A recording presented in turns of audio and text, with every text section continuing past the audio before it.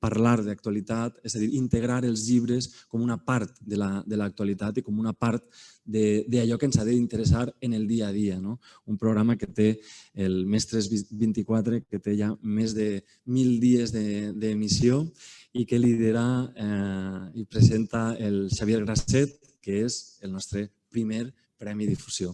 Doncs si puges.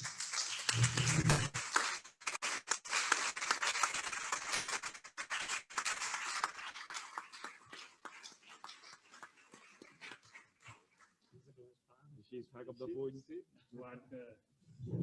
És que no m'han dit que m'havia de fer això. No es pot fer?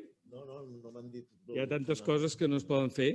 Recordo que l'Emili Teixidor, estimat Emili Teixidor, quan treballava a Catalunya Ràdio i feia El món s'acaba i entrevistava algun escriptor, dic, deixa't estar, és que això no interessa a la gent. I ell explicava la seva tècnica, que sempre duia, ja subia al cel, l'anècdota, que duia 3 o 4 llibres, i sempre n'hi havia algun que el deixava allà damunt de la taula i parlava de 2. I llavors tots els alumnes volien saber què hi havia en aquell tercer i quin interès tenia, i tothom volia aquell tercer. I l'habilitació deia, deixa't d'estar a llibres, no parlis de llibres.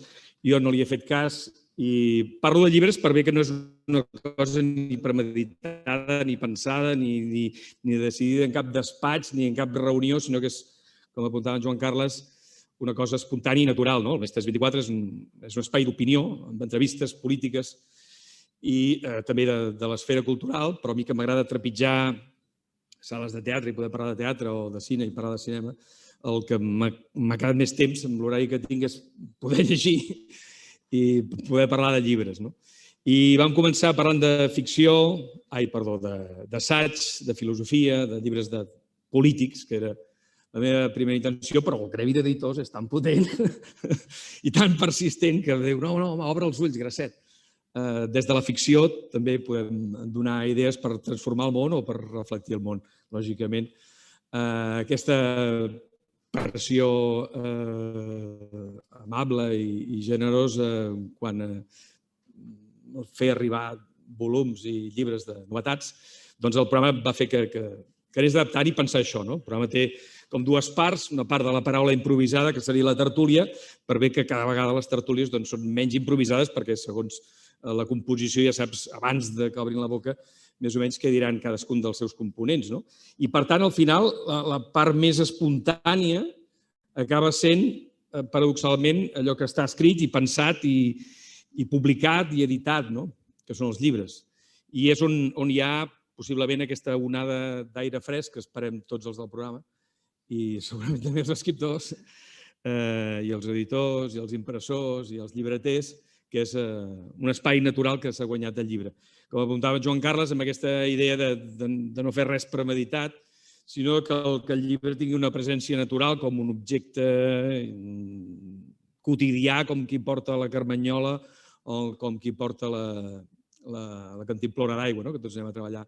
Tot això, doncs, també que damunt la taula hi hagi un llibre o 2 o 3, perquè així ha anat creixent a vegades la presència de llibres al programa, però ja et dic d'una manera absolutament sana i espontània, sense cap ni intenció de sentar càtedra ni res de tot això, sinó acostar la veu dels escriptors, dels traductors, dels poetes, de gent que treballa en la intimitat per regalar-nos després a nosaltres moments d'intimitat, que és possiblement l'últim espai d'intimitat que queda, que és el de la lectura, però tot i així després la podem compartir.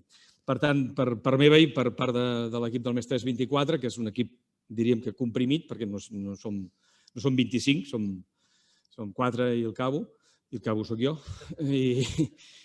i som la Mia, que és la productora, l'Anselm Roig, guionista, en Jordi Oliva també de tant en tant dona un cop de mà amb els guions i després hi ha realització i la resta de l'equip d'edició. Per tant, molt contents. Sé que és una idea que ha anat agafant cos amb el temps i em fa posar una mica vermell pensar que està creat, diríem, d'entrada, o que obro el camí, però és evident que hi ha molts companys periodistes que des dels seus mitjans digitals, de paper, des de les xarxes, des de xerrades, fan de prescriptors com ho puguem fer nosaltres humilment i per tant, content del premi no podia ser altrament, molt satisfet. Content de parlar de llibres al Mestres 24 en un lloc on no t'ho esperes. Diu, caram, ostres, què passa aquí? Doncs sí, hi ha llibres i content que els editors, que els llibreters, que tota la gent de la setmana puguem anar tirant endavant i que aquestes xifres d'aquest 1 de cada 4, ara 1 de cada 3, vagi capgirant i al final sigui com en un país normal que es llegeixi en la llengua del país.